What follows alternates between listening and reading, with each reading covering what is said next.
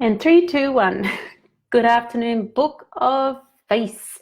It is Trudy here. I thought I would go live today with the topic of the amplification of words. I was chatting with a client this morning, and these things always get inspired by client conversations, and stuff comes up, right? So we were talking about language, because what I've heard this client say a lot is, quite strong, aggressive, powerful words that actually can add a bit of negative energy and impact to what she's talking about. So she's battling this thing, or she's putting up the good fight, or just struggling, right? So you can see in the example the energy that goes behind it. And what it was doing was amplifying the challenge, the battle, the hardness, the in the things that she was doing. And I was explaining to her, for those of you that haven't really met me before or crossed my path, I've been quite open about having lived through some very dark stages in my life, and I've done a lot of work around overcoming depression, I guess you would say. But even in that, it was, in the old days, it used to be, I'm battling depression, I'm fighting depression. And we ended up having quite a personal conversation about it, and where these words and where the energy was coming from, the impact was actually having on the now. And I explained to her that when I stopped putting these amplifying words on things like I'm fighting this and this is so hard, and I allowed whatever the emotion was to be that emotion at that point in time, I was able to create a shift. So what's an example? So instead of battling depression, it was in this moment, I'm not feeling great. I have these feelings of depression, and allowing them to be what they were, and flipping that language around and going, okay, so what does this mean? Even in this darkness, where can I actually find some joy? Is there a lesson here? What's one small action that I can take that'll allow me to shift this? Or even just saying, you know what, today I'm having one of those days where I don't feel great, and that's okay. And started allowing myself to be okay with whatever the feelings were, instead of feeling that I had to go over this big fight and this battle and just amplifying that negativity around it. So we're talking about battling my mindset right now. And it's like, okay, well, what would happen if your mindset was just what it was in that point of time? And because feelings, they flow through us. Feelings aren't a permanent residence forever. So we have these things that come up and we feel them in the moment. But what if we gave ourselves permission to just let whatever the feeling was be the feeling, and then go, oh, okay, that's past. Now what's the next feeling I choose to have?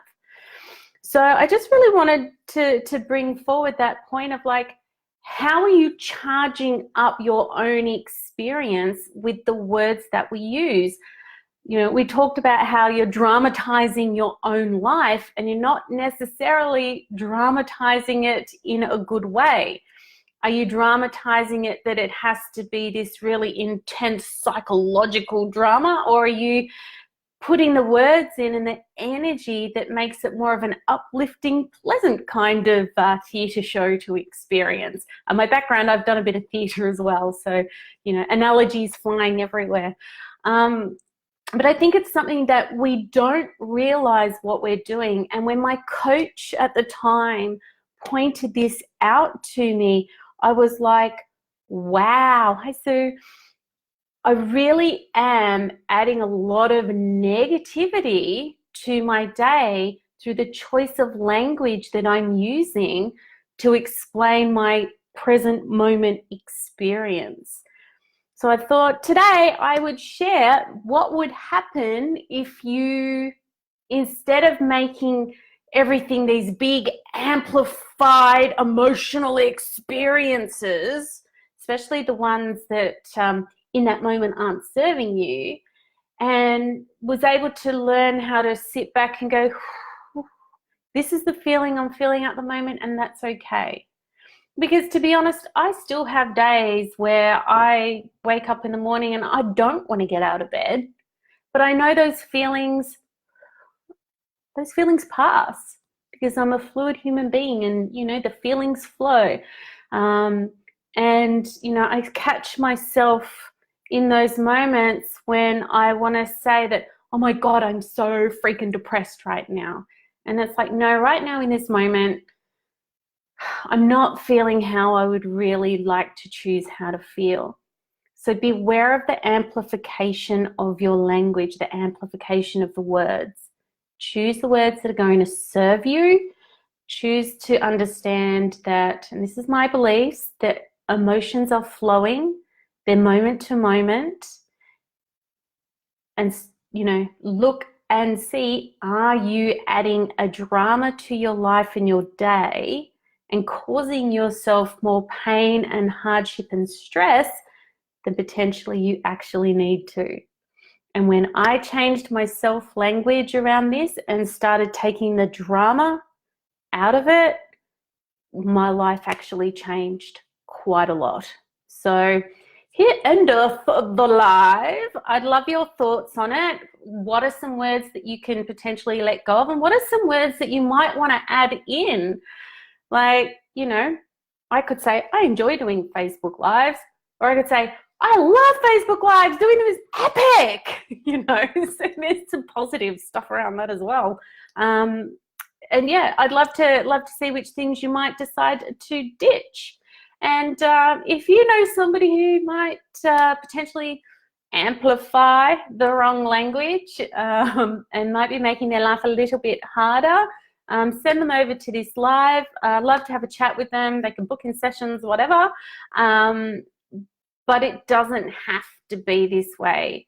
And from somebody who, as little as 4.5 years ago, really literally wanted to throw herself under a bus, I know that we have so much personal power in our own minds and in our own way of processing that we can create a lot of shifts for ourselves. It's just knowing how to do it, right? So I'm going to end the lives. I'm doing this across my personal and my Facebook page. So yeah, pop your feedback below. Love to have a conversation about this. Bye. End one. And now come over here and end this one. Bye.